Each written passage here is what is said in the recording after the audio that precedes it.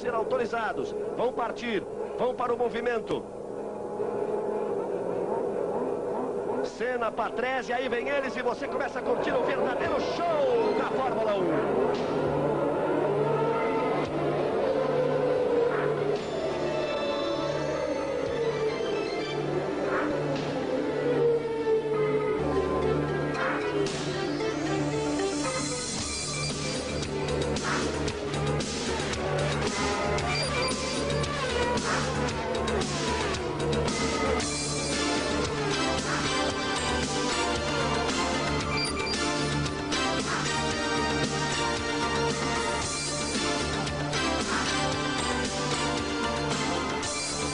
...4.325 metros em cada volta no circuito de Interlagos. Senna, Patrese, Mansell e Berger. As duas primeiras filas e aí vão eles.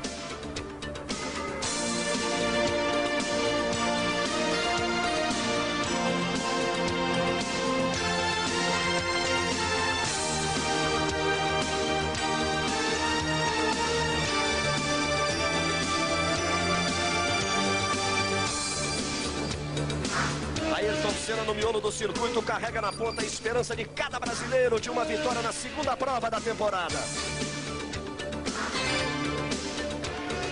De dentro do carro de Berger. Berger logo à frente dele, Mansell.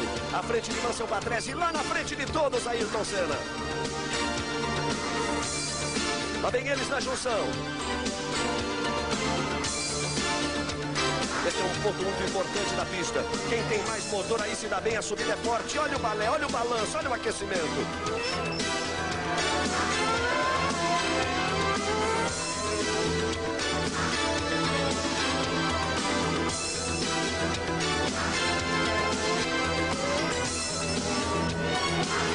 A Ferrari é sempre um inimigo muito poderoso. E aí você vai na Ferrari, você vai vendo McLaren, Williams, mais McLaren, depois Ferrari, você volta com Ayrton Senna. Eles vêm chegando para buscar o posicionamento definitivo no grid. Mais alguns instantes e a largada do Grande Prêmio do Brasil.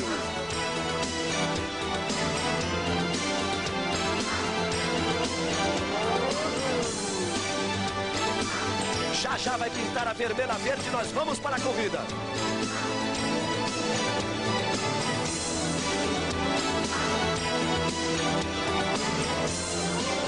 Ayrton Senna vem chegando na sua posição, na sua característica. Ele vem sempre muito lento. Vai buscar o posicionamento ali pela direita. A curva é para a esquerda, mas ele vai largar por fora, porque ali a pista está mais limpa, por ali que eles passam normalmente.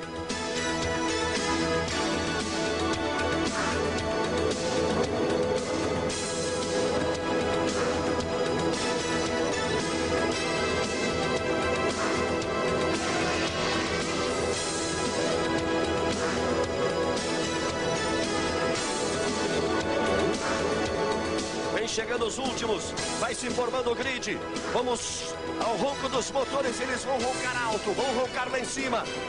Pro Serrate daqui a pouco vai mostrar a placa dos 5 segundos para a largada. Quando os 26 estiverem parados, passa a bandeira verde. Lá vem a luz vermelha, lá vem a luz vermelha, lá vem a luz vermelha, lá vem a largada do Grande Prêmio do Brasil. Não pintou, demorou, vermelha, vai pintar, vem a verde. Vamos Senna, larga bem Senna, escapou ali na ponta. Patrese fica, Mansell briga com ele, Senna escapou ali na ponta, entra no S do Senna em primeiro. Depois vem Mansell, vem para trás, olha a Ferrari se metendo por ali, McLaren e Berger, e depois Nelson Piquet. Olha como eles passam no S do Senna, a Dallara fica na grama. Senna, duas Williams, Ferrari, McLaren, Piquet, Prost, são os primeiros. Senna largou muitíssimo bem, escapuliu na ponta na primeira volta. Patrese ficou e ficando segurou o Berger. E o Mansell saiu. E aí você vai vendo o carro do Gabriele Tarquini. Ayrton Senna. Mas olha só como as Williams vêm para cima. Saindo do misto. Tem o S, tem o Pinheirinho, tem o Bico do Pato. Largou bem. Agora a Senna vai tentar usar a potência do seu motor. O carro está pesado. Não pode forçar muito para não deteriorar os pneus.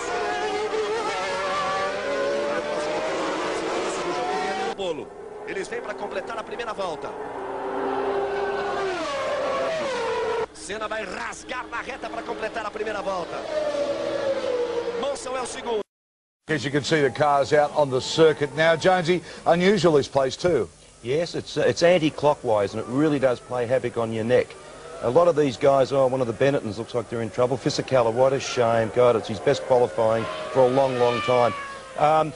Most of the guys, believe it or not, have built up muscles on one side of their neck because most of the circuits are clockwise.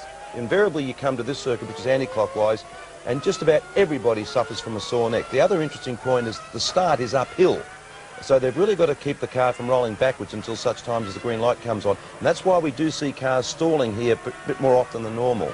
While we're waiting for the cars to come round, some points of interest. Fabio Briatore has been appointed to the managing director position now of Benetton Formula One. The team has a new boss. The owners are Renault. Renault announced last Thursday that have bought the team and plan a full return to Formula One in 2002. That's good news. He did a good job before. It's fantastic. Well, I mean, he was responsible for giving Michael Schumacher his first World Championship. And I was talking to Frank Williams at Albert Park, and Frank said, don't underestimate the Renault engines. He said, because they've got new heads, new exhaust systems. He said, they're really now stepping up their development for when they do come back in properly. So we can expect the engines in the Benettons to get more and more powerful as the year progresses. What about this? German media giant EMTV have finalised a deal to buy 50% stake in Bernie Ecclestone's company Formula One administration. The deal values FIA at just over $6 billion and allows Ecclestone ongoing control of the company. And it makes sure he gets 3 meals a day and a roof over his head. Another interesting note from our statistician, the last 6 winners of the Brazilian Grand Prix have gone on to win the World Championship. Yeah, it's interesting, isn't it?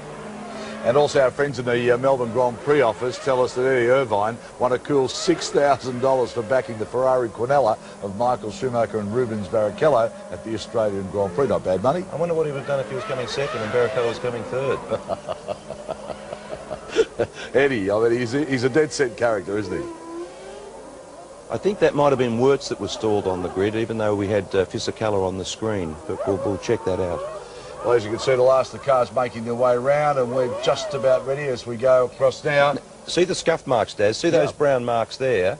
That is actually where the cars have been bottoming. That's how rough it is. Those brown marks are actually scuff marks. So that's where they've been pulling the wings off the cars, which is pretty dangerous. All right, let's go across. There's the weather for you now. Very quickly, humid, chance of rain, current temperature around 30 degrees. Here's Martin Brundle, and of course the voice of Formula One, Murray Walker.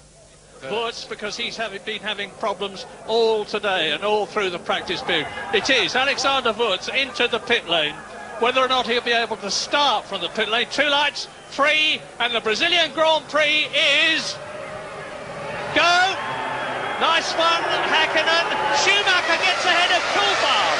Schumacher attacking in the first corner, and Schumacher goes to Mika Häkkinen, and Barrichello is still behind David Coulthard, and Eddie Irvine is up into 5th position.